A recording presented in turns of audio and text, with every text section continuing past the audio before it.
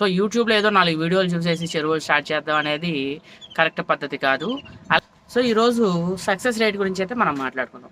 అన్న, నేను కొత్తగా చేపల చెరువు చేయాలనుకుంటున్నాను, అందులో సక్సెస్ రేట్ ఎంత ఉంటుంది, మనం ఎంతవరకు సక్సెస్ అవ్వగలం, అసలు సక్సెస్ వస్తుందా లేదా ఫెయిల్యూర్ వస్తుందా ఇనే దాని గురించి అయితే మనం మాట్లాడుకుందాం.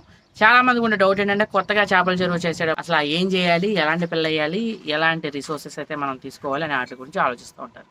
ఫస్ట్ ఆఫ్ ఆల్, కొత్తగా చేపల చెరువులు చేస్తున్నాం, మనకి ఏ ఇన్ఫర్మేషన్ తెలియదన్నా అని మీరు అనుకున్నప్పుడు మాత్రం కంపల్సరీగా కన్సల్టెన్సీ అయితే తీసుకోండి. ఎవరిది? ఎప్పటి నుంచి అయితే చేపల చెరువులో ఉన్నారో వాళ్ళ విషయాలు మీరు తెలుసుకోవాలి. అవి మీరు దగ్గర నుండి వాచ్ చేయాలి, అసలు ఎలా ఉంది ఏంటి అనేది. సో యూట్యూబ్లో ఏదో 4 వీడియోలు చూసేసి చెరువులు స్టార్ట్ చేద్దాం అనేది కరెక్ట్ పద్ధతి కాదు. అలాగే యూట్యూబ్లో ఒక 4 వీడియోలు 5 వీడియోలు చూసి ఏ బిజినెస్ స్టార్ట్ చేయడం అనేది అంత కరెక్ట్ పద్ధతి కాదు. ఎందుకంటే యూట్యూబ్ లాజిస్టిక్స్ ప్రకారం ఎవరు ఫుల్ ఇన్ఫర్మేషన్ ఇవ్వరు, ఫుల్ ఇన్ఫర్మేషన్ యూట్యూబ్లో పెట్టరు. జస్ట్ ఫర్ బేసిక్ ఐడియా మాత్రం, అలాగే బేసిక్ అవుట్లెట్ మాత్రమే పెడతారు. లోపలికి వెళ్ళి తిరిగిన తర్వాత పుస్తకం పేజీలు తిరిగేస్తూ ఉంటే అప్పుడు తెలుస్తుంది. సో ఇది కూడా అంతే. సో చేపల చెరువులోకి కొత్తగా చేస్తున్నప్పుడు ఏంటంటే, మస్ట్ అండ్ షుడ్గా కల్చర్కి సంబంధించిన ఇన్ఫర్మేషన్, అసలు ఏ పిల్ల వేయాలి, ఎంత పిల్ల వేసుకోవాలి, ఏ సైజ్ వేసుకోవాలి, ఎలాంటి క్రాప్ మనం తీయాలనుకుంటున్నాము, మనం ఏ క్రాప్కి ఎంత చెరువులు తీసుకోవాలి, ఇన్ని వాటి గురించి కంపల్సరిగా మీరు ఒక స్టడీ చేసుకుని అయితే ఉండాలి. సో ఇప్పుడు మన ఎగ్జాంపుల్, మనం తెల్ల చేప వేద్దాం అనుకున్నాం, అంటే ఐఎంసీ ఫిష్, శీలావతి, కట్ల, గెడ్డి చేప. సో ఈ చేప అయితే వేద్దాం అనుకున్నప్పుడు మనం ఎన్ని ఎకరాలు మనం తీసుకోవాలి సపోజ్. సో మనకి దగ్గరలో దొరికే సొసైటీ చెరువు కానీ, పంచాయతీ చెరువులు కానీ ఇలాంటివి అయితే ఉండడం జరుగుతుంది. లేదు, కమర్షియల్ వైజ్గా ఉండే చెరువులు కూడా ఉంటాయి. కమర్షియల్ వైజ్ అంటే ఏంటి, లీజులు ఎక్కువ ఉండి కమర్షియల్ వైజ్ అయితే చెరువులు అయితే ఉంటాయి. సో ఆ చెరువులు కూడా మనం తీసుకోవచ్చు. సో కొత్తగా చేపల చెరువు చేసే వాళ్ళకి నేను చెప్పే సలహా ఏంటంటే, చిన్నగా స్టార్ట్ చేయండి. ఫస్ట్ ఆఫ్ ఆల్ చిన్నగా అంటే 1 ఎకరం, 2 ఎకరాలు, 3 ఎకరాలు ఇలా స్టార్ట్ చేయండి. ఎందుకంటే లాసులు వచ్చినా సరే మీరు ఒక 2-3 లక్షలతో బయటపడిపోతారు 100% అండి. సో వ్యాపారంలో అన్న, మేము ఇంత అమౌంట్ పెడతాము, ఇంత అమౌంట్ మాకు వచ్చేస్తుంది అని అయితే నాకు చాలామంది ఫోన్ చేసి అడుగుతూ ఉంటారు. సో వాళ్ళకి నేను చెప్పేది ఏంటంటే, ఇది మనం చేస్తుంది వ్యవసాయం అండి. సో మన ఇది అగ్రికల్చర్ అనేది ఏంటంటే వ్యవసాయం. చేపల చెరువు అయినా, రొయ్యల చెరువు అయినా సరే వ్యవసాయంలో కిందగా వస్తుంది. సో ఇందులో ఏంటంటే, వ్యవసాయం ఎప్పుడు ఒకే రకంగా ఉంటుంది అంటే 100% ఉండదు. లాసులు ఉంటాయి, లాభాలు ఉంటాయి.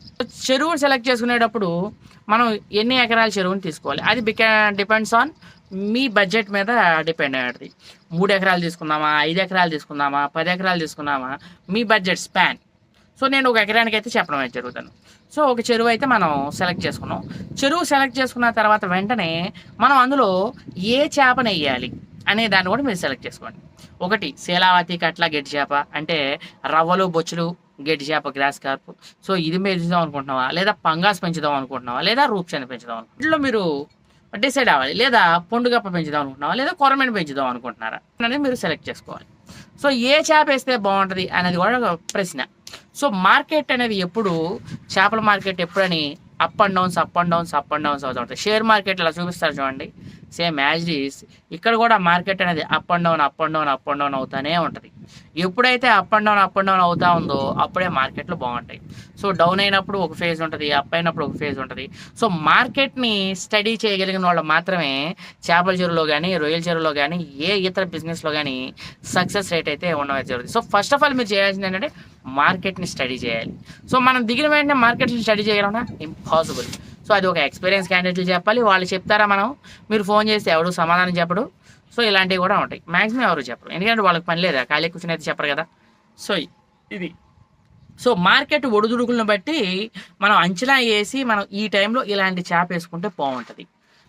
ఒక చేపలు మీరు సెలెక్ట్ చేసుకున్న తర్వాత మళ్ళీ ఆ చేపలు మనం ఏంటి పెంచాలి, 0 పాయింట్ పెంచాలా లేదా కేజీలు పెంచాలా? 0 పాయింట్ అంటే ఏంటి, కేజీలు అంటే ఏంటి? 0 పాయింట్ వచ్చేసరికి మనకి కేజీకి 4 చేపలు, 5 చేపలు, 6 చేపలు, ఈ సైజు వచ్చే వరకు పెంచేదాన్ని 0 పాయింట్ అంటారనమాట.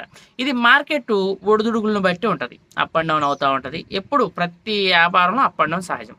సో 0 పాయింట్ అనమాట. అది మీరు పంగాస్ అయినా, రూప్చంద్ అయినా, తెల్ల చేప అయినా, ఏదైనా సరే 0 పాయింట్ వరకు ఒక రకమైన కల్చర్ ఉంటుంది. 0 పాయింట్ తర్వాత నుంచి మరో రకమైన కల్చర్ ఉంటుంది.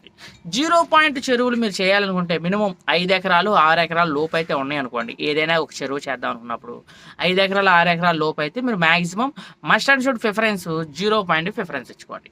0 పాయింట్ ప్రిఫరెన్స్ ఎందుకు అనేది ఇవ్వమంటారంటే నేను తక్కువ పెట్టుబడి అవుద్ది, తక్కువ బడ్జెట్ అవుద్ది. 4 ఎకరాలు 3 ఎకరాలు ఇలా అయితే ఉన్నాయనుకోండి, లేదా 6 ఎకరాలు 7 ఎకరాలు 10 ఎకరాల లోపు వరకు 0 point culture is the best culture. So ఇదనమాట. ఎందుకంటే మనం బడ్జెట్ మనం అంత మెయింటైన్ చేయలేం, బడ్జెట్ని మనం కంట్రోల్ చేయాలి. సో మన దగ్గర ఉన్న బడ్జెట్ని కంట్రోల్ చేయాలి, చేపల చెరువులు మనం చేయాలనుకుంటే మాత్రం కంపల్సరీగా 10 ఎకరాల లోపు వరకు 0 పాయింట్ వరకు మాత్రం నేను ప్రిఫరెన్స్ అయితే ఇవ్వడం జరుగుతుంది. ఎందుకైనా 0 పాయింట్ వేస్తావు, ఎందుకని కేజీలు మేపకూడదు. 0 పాయింట్ వచ్చేసరికి కేజీకి 4 చేపలు 5 చేపలు మేపేసరికి మన జేబులో ఉన్న అమౌంట్ మొత్తం ఆ చెరువులో పెట్టేస్తాం. సో అక్కడికే మనం కొన్ని పేపర్ల మీద సంతకాలు పెట్టి కొందరి దగ్గర అప్పులు తెచ్చి ఆ అప్పుకి నోట్లు రాసి, ప్రామిసరీ నోట్లు రాసి, ఇవన్నీ రాసి మనం ఆ చెరువులో అయితే పెట్టడం జరుగుతుంది. సో మెజారిటీ ఎందుకంటే కల్చర్లో ఇలాగే ఉంటుంది. కంపల్సరీగా ఎవరు ఎన్ని చోట ఎన్ని సంతకాలు పెడతారో నాకు మాత్రమే తెలుసు, ఎందుకంటే మేము ఆ స్టేజ్ నుండి వచ్చిన వాళ్ళమే కాబట్టి. సో 10 ఎకరాల లోపు వరకు 0 పాయింట్ అయితే మేపుకుంటే the best and best culture అవుతుంది. ఈ కల్చర్ వచ్చేసరికి సమయం 4 నెలలు పడుతుంది, 3 నెలలు 4 నెలలు 4.5 నెలలు, ఒక్కొక్కసారి 5 నెలలు కూడా పడుతుంది.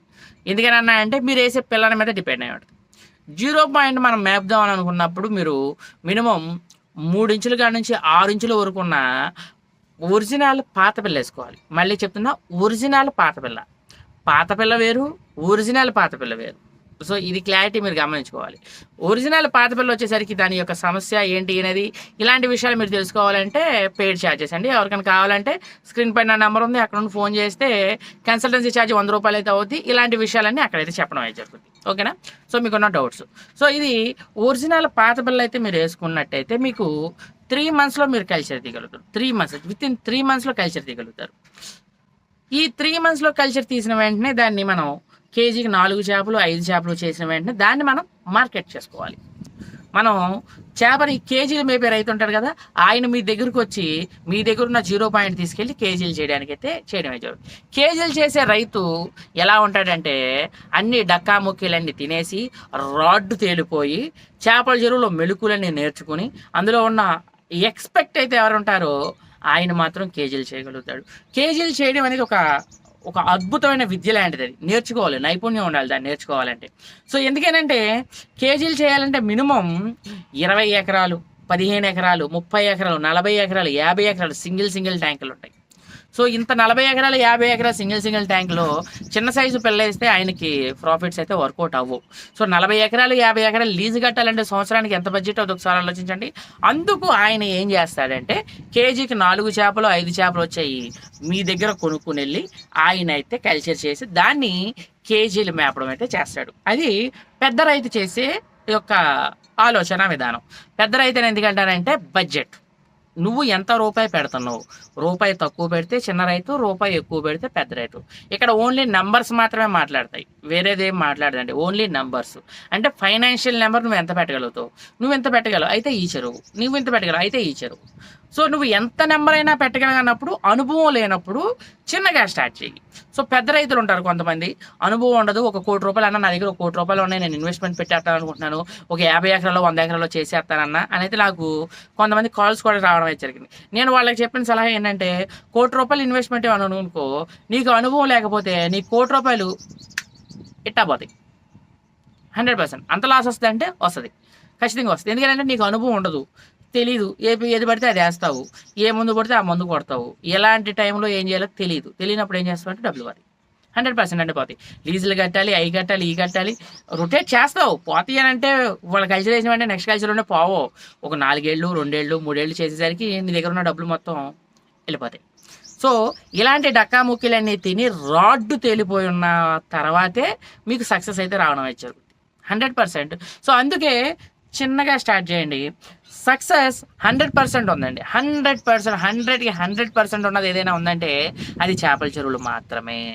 కేజీలు చేసే రైతులు ఏం చేస్తారంటే పావు కేజీలకు వచ్చిన కాడి నుంచి మీ దగ్గర కొనుక్కొని అవి తీసుకెళ్ళి ఆ చెరువులో వేసుకుని మళ్ళీ కండిషన్ మందులు చేసుకుని, మందులు కొట్టిన ప్రిపరేషన్ చేసుకుని, ట్యాంక్ కూడా మళ్ళీ రెడీ చేసుకుని, పిల్ల కూడా కండిషన్ చేసుకుని, తర్వాత మేతలు అయితే కట్టుకోవడం, పంగాస్ అయితే పంగాసు, తెల్లచేప, రూప్చంద్ అయితే రూప్చంద్ వేసుకుని డైలీ ఫీడ్ కాస్ట్ ఆక్వా ఫీల్డ్లో 75% అయితే మేతల మీద ఖర్చు పెడతాం మనం.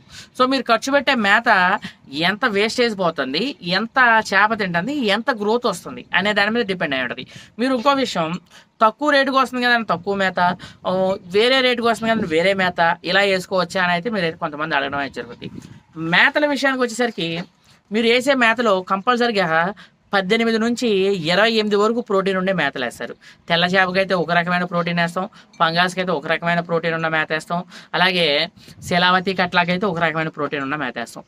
ఏ చేప ఎంత ప్రోటీన్ మేత అయితే వేయాలంటే తెల్ల చేప, శీలావతి కట్ల, గెడ్డి చేప, దీన్నే రాగండి, బొచ్చెలు, గెడ్డి చేప అంటారు, రవ్వలు, బొచ్చులు, గెడ్డి చేప. దీనికి వచ్చేసరికి 18% ప్రోటీన్ ఉంటే సరిపోతుంది. అంటే 18% ప్రోటీన్ అయితే ఉండాలి, అందులో మినరల్స్, విటమిన్స్ కూడా ఉండాలి.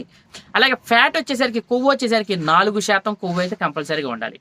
సో విటమిన్స్, మినరల్స్ కూడా కంపల్సరీ అందులో ఇంక్లూడ్ అయ్యి ఉంటాయి. ఈ రెండు ఉంటే దానికి సరిపడే విటమిన్స్, మినరల్స్ కూడా ఉండడం అయితే జరుగుతుంది. ఎప్పుడైతే ఈ 4% కొవ్వు పదార్థం అలాగే 18% ప్రోటీన్ ఉన్న మేత అయితే మనం తెల్ల చేపకి అయితే వేస్తామో అప్పుడు మనకి మంచి రిజల్ట్స్ అయితే రావడం అయితే జరుగుతుంది. 18% ఉన్నది ఏమేమి ఉంటాయి 18% అని మీరు నన్ను అడగవచ్చు. ఇందులో వేరుశెనగ చెక్క అయితే ఉంది, మొక్కజొన్న అయితే ఉంది, ఇలా చాలా రకాల మెడిసిన్ ఉంది. అది సపరేట్ సబ్జెక్ట్ కాబట్టి మనం దాని గురించి తర్వాత మాట్లాడుకుందాం. సో ఇలాంటి విషయాలు కూడా మీరు తెలుసుకుందాం అనుకుంటే స్క్రీన్ పై నా నెంబర్ ఉంది, అక్కడ నుండి ఫోన్ చేసి మీరు మాట్లాడవచ్చు. కన్సల్టెన్సీ ఛార్జెస్ 100 రూపీస్ మాత్రమే. ఓకేనా సార్? ఎంత మేత తింటే ఎంత సైజు చేప వస్తుంది అనేది కూడా కొంతమందికి డౌట్ ఉంటుంది. ఓకే, పంగాస్ వచ్చేసరికి మీరు పంగాస్ మేపుతున్నారు అనుకోండి, పిల్లెట్ మేపితే ఒక సైజు మేత తింటది, తౌడు మేపితే 1% మేత తింటది, అలాగే అన్నం మేపితే ఒక రకమైన మేత తింటది. మీరు ఏ మేత మేపుతున్నారు అనేది మీరు డిసైడ్ అవ్వాలి. తెల్ల చేప మేపుతున్నారు, తెల్ల చేప అయితే దానికి ఏ మేత అయితే మేపుతున్నారు అనే దాని గురించి డిసైడ్ అవ్వాలి. ఎంత మేత మేపితే ఎంత సరుకు వస్తుంది మనకి, ఇలాంటి విషయాలు కూడా కాన్ఫిడెన్షియల్ కాబట్టి ఈ విషయాలు కూడా మీరు తెలుసుకుందాం అనుకుంటే స్క్రీన్ పై నా నెంబర్ ఉంది, అక్కడ నుండి ఫోన్ చేసి మీరు కాల్ చేసినట్టయితే నేను మాట్లాడటమే జరుగుతుంది. కన్సల్టెన్సీ ఛార్జెస్ 100 రూపీస్ మాత్రమే. So thank so much. అలాగే మన దగ్గర శీలావతి, కట్ల, గెడ్డి చేప చేపలు అయితే అవైలబిలిటీ ఉంది. ఎవరికైనా కావాలంటే స్క్రీన్ పై నా నెంబర్ ఉంది, అక్కడ నుండి ఫోన్ చేసి మీరు చేపలు బుక్ చేసుకోవచ్చు. ఆన్లైన్లో 100% safe and secure place GK Babu BTech fish farmer. ఎందుకంటే నా దగ్గర చేప పిల్ల వేసుకెళ్ళిన ప్రతి ఒక్క రైతు యొక్క కస్టమర్ రివ్యూ మీ దగ్గర మన ఛానల్లో ఉంది. జీకే బాబు దగ్గర నెంబర్స్ వస్తాయి 100%. మీరు 10,000 చేపల నెంబర్ వేసుకెళ్తే మీకు 10,000కి 10,000 నెంబర్ అయితే రావడం అయితే జరుగుతుంది. ఎందుకంటే నేను బ్రోకర్ని కాదు, నేను ఏజెంట్ని కాదు, అర్థమైందా? మధ్య మనిషిని అసలు కాదు. నేను నా చేపల చెరువులో చేప పిల్ల నేను అమ్ముకుంటాను, నా సొంత పిల్ల అయితే నేను ఇవ్వడం అయితే జరుగుతుంది. సో అందుకోసమే నేను చేపల చెరువులు అయితే చేయడమే జరుగుతుంది. ఇంకోటి ఇక్కడ నేను కూర్చున్నాను అనుకుంటున్నారు కదా, ఇక్కడైతే నేను చెరువు గట్టిగాడైతే కూర్చున్నా, చూసారా? సో కెమెరా సెట్ చేసుకుని చెరువు గట్టిగాడైతే కూర్చున్నా. అటు లైటింగ్ సరిగ్గా రావట్లేదని ఇక్కడ షెడ్ గార్డ్ పెట్టుకుని నేనైతే ఇక్కడైతే కూర్చోవడం అయితే జరిగింది.